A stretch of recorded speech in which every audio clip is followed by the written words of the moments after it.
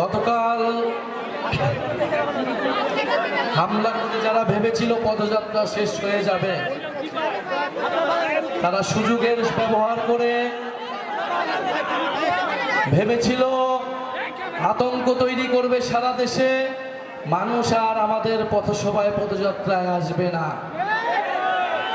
যদি তারা সশস্ত্র কায়দায় না আসতো, আমরা বিশ্বাস করি আজকে রাজবাড়িতে যত মানুষ হয়েছে, গোপালগঞ্জের সাধারণ মানুষ ঠিক ততটাই আমাদের সমাবেশে আসতেন।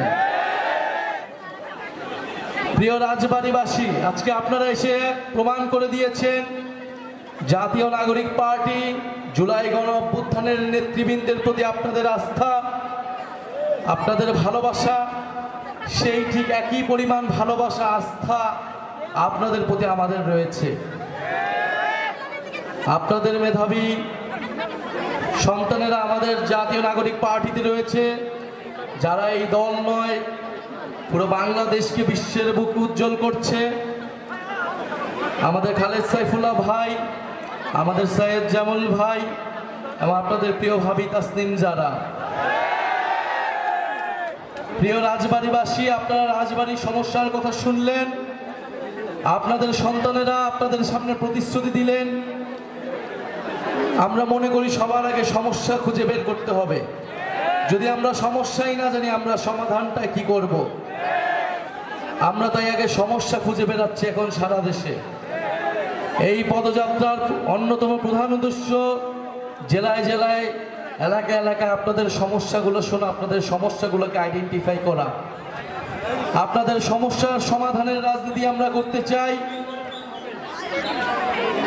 আমাদের অন্যান্য নেতৃবৃন্দ বললেন, জাতীয় নাগরিক পার্টি গণ অভ্যুত্থানের পরে যে ইনসাফের বাংলাদেশ, বৈষম্যহীন গণতান্ত্রিক বাংলাদেশ গড়ে তুলতে চেয়েছিল, সেই বাংলাদেশ বিনির্মাণে আমরা জানি লড়াই অনেক দিকে আমাদেরকে এখন করতে হবে।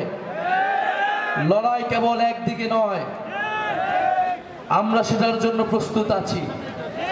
আমরা জানি আমাদের জীবনের নিরাপত্তা আপনারা, আমরা ছাড়া আর কেউ দিবে না। আপনারাই আমাদের বৈধতা, আপনারাই আমাদের নিরাপত্তা। আমরা জীবনের সেই ভয় করি না, সেটা গত বছর জুলাই মাস থেকেই রাজপথে নেমেছি, যেই প্রতিশ্রুতি নিয়ে নতুন বন্দোবস্ত প্রতিষ্ঠার জন্য, সেই প্রতিষ্ঠার নতুন দেশ প্রতিষ্ঠার আগ পর্যন্ত আমরা রাজপথ ছাড়ছি না, এটা আমরা সুস্পষ্টভাবেই জানিয়ে দিয়েছি। আরেকটি কথা বলতে চাই, আওয়ামী লীগকে আমরা 5ই আগস্টের পরেই বলেছি যে আওয়ামী লীগ কেবল একটা রাজনৈতিক দল না, এটা তো একটা সন্ত্রাসী সংগঠন অবশ্যই, কিন্তু তার থেকেও বড় বিষয় এটা একটা ফ্যাসিস্ট মতাদর্শ। এই আদর্শকেও পরাস্ত করতে হবে। শুধু আইনিভাবে সাময়িকভাবে নিষিদ্ধ করে আমরা আওয়ামী লীগের মোকাবেলা করতে পারবো না। আওয়ামী লীগকে আমাদের আইনিভাবে, রাজনৈতিকভাবে, সাংস্কৃতিকভাবে, বুদ্ধিভিত্তিকভাবে মোকাবেলা করতে হবে। ফলে আমরা আমাদের শত্রু চিহ্নিত করেছি মুজিববাদ।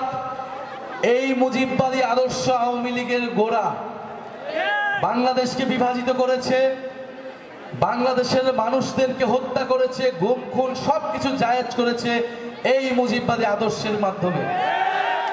আমরা এটাও বলেছি মুজিববাদ আর মুক্তিযুদ্ধ কিন্তু এক জিনিস না।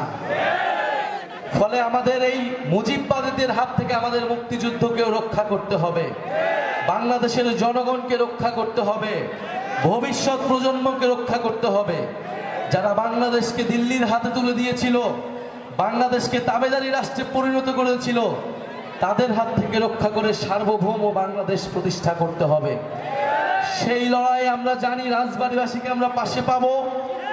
রাজবাড়ির সাহসী সন্তানেরা জুলাই গণ অভ্যুত্থানে শহীদ হয়েছে, সেই শহীদদের আদর্শকে, আকাঙ্ক্ষাকে আমরা ধারণ করি। আমরা জানি আমাদেরকে কেউ পরাজিত করতে পারবে না। আমরা জানি আমাদের শত্রু মিত্রকে, আমাদের লক্ষ্য কি। প্রিয় রাজবাড়িবাসী কি জানে তাদের লক্ষ্য কি? আমরা কি জানি আমাদের লক্ষ্য কি? আমরা জানি আমাদের লক্ষ্য নতুন বাংলাদেশ বিনির্মাণ করা। সেই লড়াইয়ের আহ্বান জানাচ্ছি। 3 আগস্ট আমরা শহীদ মিনারে জড়ো হচ্ছি। রাজবাড়িবাসীকে আহ্বান জানাচ্ছি, আজকে 17ই জুলাই, সময়ের স্বল্পতার কারণে আমাদের সংগ্রামী সদস্য সচিব আক্তার হোসেন কথা বলে নেই। আজকের এই দিনে আক্তার হোসেন গ্রেফতার হয়েছিলেন ঢাকা বিশ্ববিদ্যালয়ের এই গণ অভ্যুত্থানের বৈষম্যবিরোধী ছাত্র আন্দোলনের প্রথম রাজবন্দী হিসেবে প্রথম কারাবরণ করেছিলেন এই আক্তার হোসেন। তার কারাবরণের মাধ্যমে আমরা অনুপ্রাণিত হয়েছিলাম, এই গণ অভ্যুত্থানে আমাদেরকে সাহস জুগিয়েছিল রাজপথে নামার। ফলে আক্তার হোসেনকে আমরা সশস্ত্র সালাম জানাই আজকের এই দিনে, আজকের এই দিনকে স্মরণ করে। প্রিয় রাজবাড়িবাসী, আপনাদের সামনে দেখা হবে, আপনাদের সন্তানরা সংগ্রাম করছে, লড়াই করছে। আমাদের সাথে আরো রয়েছে জাতীয় যুব শক্তির নেতৃবৃন্দ, জাতীয় যুব শক্তির আহ্বায়ক তরিকুল ইসলাম, আর স্থানীয় যে এনসিপির নেতৃবৃন্দ, বিপ্লবী ছাত্র সমাজ, বৈষম্যবিরোধী ছাত্র আন্দোলন এবং জাতীয় যুব শক্তি শ্রমিক উইংয়ের নেতৃবৃন্দ যারা রয়েছেন, তাদের সবাইকে ধন্যবাদ এবং কৃতজ্ঞতা জানাচ্ছি। রাজবাড়ী জার্নাল, সারা বিশ্বে রাজবাড়ী।